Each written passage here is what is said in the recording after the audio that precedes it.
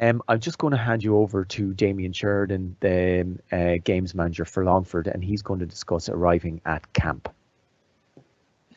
Thanks very much, Charlie, and welcome everybody. It's great to have people listening in and really have an interest in ensuring we have very safe, cool camps this year and everybody gets through it really well.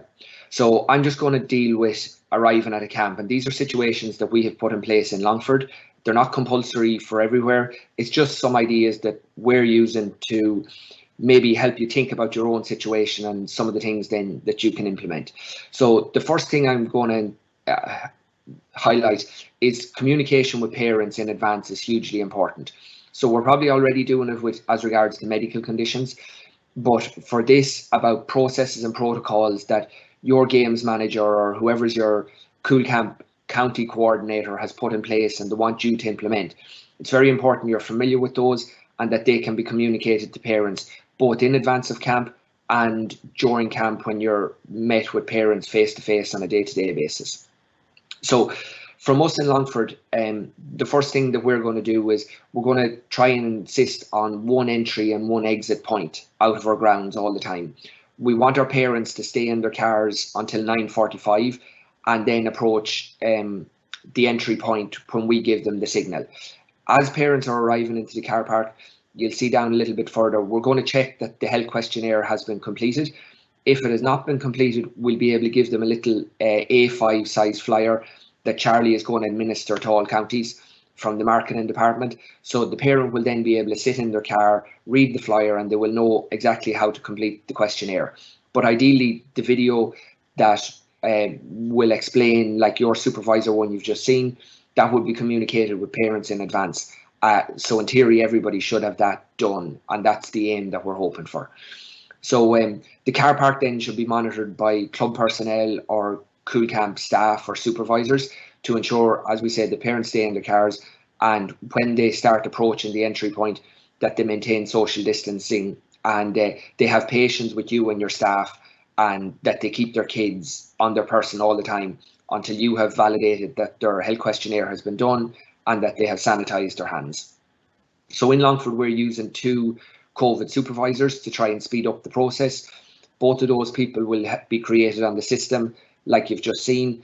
So they'll be able to check off all the questionnaires as parents are going in. Obviously, there are no walk-ups, so that helps that matter a lot. And those COVID supervisors will then be able to tell the parent what pitch zone that their given kid is on, and then they can pass through.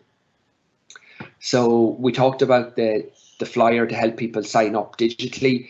If the worst case comes that somebody has arrived, they cannot do it digitally, there is no internet connection, then you just need to have the backup of having some physical questionnaires to be able to do that. We would then have a map of our pitch layout outside the ground, so parents will be able to see which pitch zone that they have to walk to. So numbered zones 1, 2, 3, 4, 5, or however many groups that you would have broken it down into.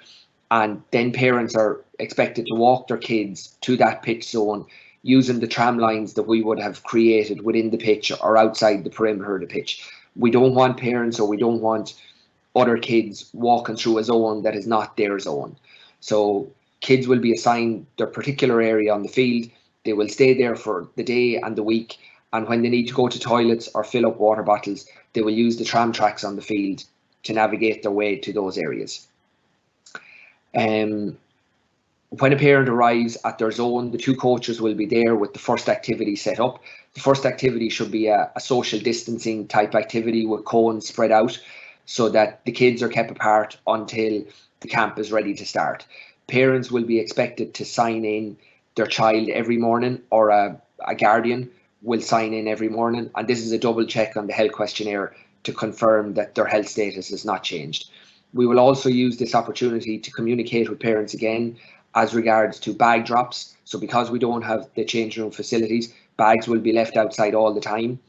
Inform parents as to what the weather is expected for the day. So if there's heavy rain expected between 11:30 and 12, just advising parents that the kids are going to be outside for the duration. Even if there's a stand in place, the full camp cannot be accommodated under social distancing within the stand, so it would only be one group at a time. So these are very important messages that you're able to communicate to parents. Again, for kit size, confirming what order they have placed, that it's still the correct order, to try and prevent the need for swaps once kit has been given out. So we would then order our kit at 11 a.m. on Monday morning. We would also advise parents that this is the collection point for their kids in the evening. Kids are not going to all converge towards the exit point and, you know, or the car park or whatever. The parent will have to come and collect their kid from their pit zone, and they will remain there. Again, that helps preventing the crossover of kids into different groups. And finally, as I said, communication is hugely important. Work on it in advance of your camps, work on it on the Monday morning, and work on it throughout the week. Be putting out your messages. Hopefully we get really good weather. Obviously we want to protect against sunburn. So they're all messages that you will be communicating throughout the week. Some counties might be using a newspaper article or flyer. We in Longford have done a piece for local radio. So that's going to be going out during the duration of camps. And it's just continually to press the message as to what we expect of parents to do.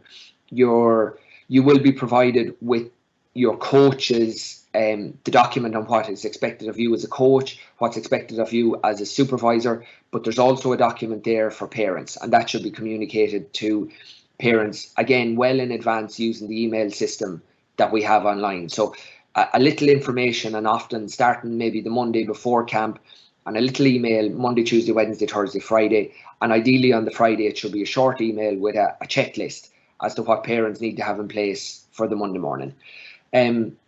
Finally, I'd just like to wish everybody the best of good luck with this. I would encourage both coaches and coordinators to really understand the role that's been assigned for them, be able to work together in your small partners within your group, and to be able to work with your coordinator. And if the better prepared we are, the less issues we will have. And again, as I said, I wish you everybody great luck. And Charlie, thanks very much.